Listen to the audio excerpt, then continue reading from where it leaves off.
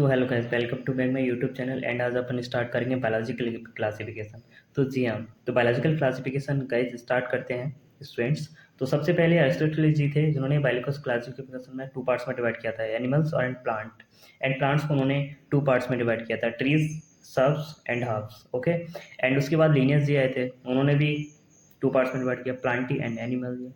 तो एनिमिलिया में क्या थे, उनको प्रेजेंस ऑफ सेल वॉल के आधार पे उनको क्लासिफाइड किया था। एंड प्लांटी में क्या था, blue green algae, fungi, Moses found, gymnosperm, angiosperm etcetera. And 1969 में आर एस बिटकर जी आए थे, उन्होंने बायोलॉजिकल को 5 किंगडम में क्लासिफाइड किया था। ओके। जिसमें से नंबर फर्स्ट पे Monera, protista, fungi, Plantae, Animalia. Okay.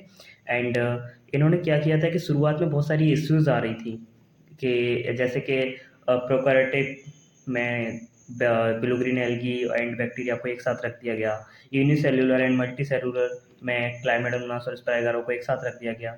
And organs में डिफरेंट सेल वॉल के बेसिस पे भी उनको एक साथ रख दिया गया। एंड उनके बीच में न्यूट्रिशंस का कोई डिफरेंस ही नहीं रखा गया। एंड जो five kingdom classification, cell structure and thallus organisation, mode of nutrition and reproduction, phylogenetic relations के बेसिस पे दिया गया।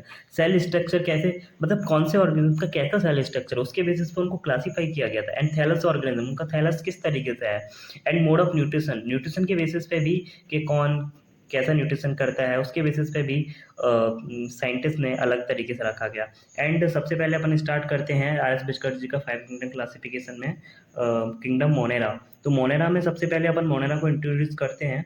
They live in all type of habitat, मतलब वो कैसी भी जगह पे रह सकता है, इवन एक्सट्रीम, मतलब बहुत हाई लेवल की भी रह सकता है।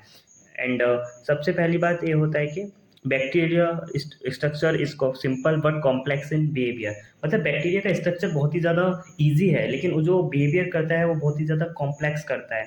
एंड ऑटोट्रॉपिक और हेटरोट्रॉपिक, कीमोसिंथेटिक और photosynthetic, but measured are heterotrophic on basis of same bacteria may be spherical, bacteria spherical भी हो सकता है जैसे कि कोकस, रोड शेप्ड हो सकता है जैसे कि बेसिलस, कॉमा शेप्ड भी हो सकता है जैसे कि बिब्रियम, एंड स्पायरल स्पायरलियम ये भी हो सकता है। And upon kingdom Monera, kingdom Monera में क्या है कि दो तरीके का होगा, एक आर्की बैक्टीरिया होगा और यू यू बैक्टीरिया होगा। ठीक है। आर्की बैक्टीरिया जो क्या करता है, जो प्राइमेटिव है, जो बहुत पुराने हैं, उनको यू। तो किंगडम मोनेरा जो आर्की बैक्टीरिया, जो बहुत सारे प्राचीन हैं, जो एंशियंट हैं, जो सबसे पहले हैं, उनको अपन आर्की बैक्टीरिया बोलते हैं। ये क्या करते हैं, most harsh habitat, example halophiles होते हैं, मतलब ये सॉल्टी एरियाज में रहना पसंद करते हैं। मैथनोजन्स जो कि मार्सी एरियाज में रहना पसंद करते हैं। थर्मो एसिडिफाइल्स जो कि बहुत ज़्यादा जहाँ हीट होती है वहाँ पर रहना पसंद करते हैं। इनके पास वेल डिफाइंड सेल वॉल होती है। Methanogens found and ruminant guts produce biogas और एनिमल डंक। ये बहुत ही ज़्यादा इंपॉर्टेंट है, ये नीट में आज यहाँ से नीट में क्वेश्चन आता है अक्सर, है ना, यहाँ से आया अक्सर आता है, कि आया भी है पीवाईक्यू में, है ना। एंड इसके बाद होता है यू बैक्टीरिया। यू बैक्टीरिया का होता है, इनके पास एक रिजिड सेल वॉल है ना, ये मोटाइल है। मोटाइल किसकी वजह से, फ्लैजिला की वजह से, क्योंकि यू बैक्टीरिया में क्या होता है, फ्लैजिला होता है। एंड आर्की बैक्टीरिया मोटाइल नहीं होता है, यू बैक्टीरिया मोटाइल होता है, क्योंकि आर्की बैक्टीरिया सबसे पहले आए थे, उनके पास इतना ज़्यादा कुछ भी नहीं था। ठीक है। अब इनका रिप्रोडक्शन कैसे होता है बैक्टीरिया में, मेनली बैक्टीरिया में रिप्रोडक्शन फिजन के थ्रू होता है, जो कि अनफेवरेबल कंडीशंस में होता है। They produce spores and also reproduce sexually by transfer DNA from one cell to other. And इसको बोलते हैं कॉन्जुगेशन। ओके, क्या बोलते हैं, कॉन्जुगेशन। एक क्लियरली लिखा है गाइस, ये लिखा है कॉन्जुगेशन। एंड जो सब कॉन्जुगेशन में माइक्रोप्लाज्मा होती है, जिनके पास लैग सेल वॉल होती है। And A R any living cells है एक तरीके से ना। एंड इनके ए O2 के बिना नहीं जी सकती है। ओके, माइक्रोप्लाज्मा O2 के बगैर नहीं जी सकती है। ओके। एंड अपन अब यू बैक्टीरिया के पार्ट्स पढ़ते हैं। यू बैक्टीरिया क्या क्या करता है, इसमें होता है cyanobacteria and N two fixing bacteria and chemosynthetic autotrophic and heterotrophic. अपन साइनोबैक्टीरिया पढ़ते हैं सबसे पहले। साइनोबैक्टीरिया क्या है, इसको अपन ब्लू ग्रीन एल्गी के नाम से भी जानते हैं। एंड इसके अंदर क्या होता है, क्लोरोफिल ए प्रेजेंट होता है।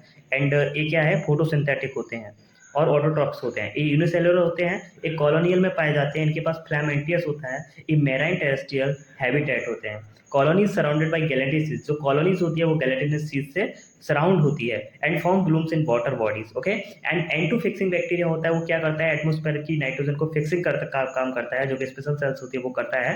एंड इसको अपन हेटेरोसिस्ट बोलते हैं। ओके। इसका एग्जांपल है Nostoc and Anabaena. Heterocyst provide anaerobic conditions requires for N two fixation, मतलब हेटेरोसिस्ट प्रोवाइड करता है एनारोबिक कंडीशंस में N2 फिक्सेशन के लिए। ओके, अब कीमोसिंथेटिक ऑटोट्रोप अपन पढ़ते हैं। कीमोसिंथेटिक ऑटोट्रोप क्या होता है कि oxidise inorganic substance like nitrates nitrites and ammonia and use released energy for ATP production. मतलब क्या है, इसका मतलब ये है कि एटीपी प्रोडक्शन के लिए जो एनर्जी रिलीज होती है वो सब्सटेंस जैसे कि नाइट्रेट नाइट्राइट्स एंड अमोनिया के थ्रू होती है। Play role in recycling nitrogen phosphorus iron and sulphur. Heterotrophs क्या होते हैं, mostly important decomposers help in making, मतलब हेड्रोट्रॉप्स क्या करते हैं, डिकम्पोजिंग का काम करते हैं सबसे, ठीक है। ऐसे कर्ड हुआ, दही हुआ, एंटीबायोटिक्स बनाने के काम आता है। दही है वो भी बैक्टीरिया बनाते हैं जो हेटेरोट्रॉप्स बैक्टीरिया होते हैं, ठीक है। Some are pathogens and causing damage, मतलब बहुत सारी चीज़ों को डैमेज भी करने का काम करते हैं। Example of bacteria disease cholera typhoid tetanus citrus and canker. Okay,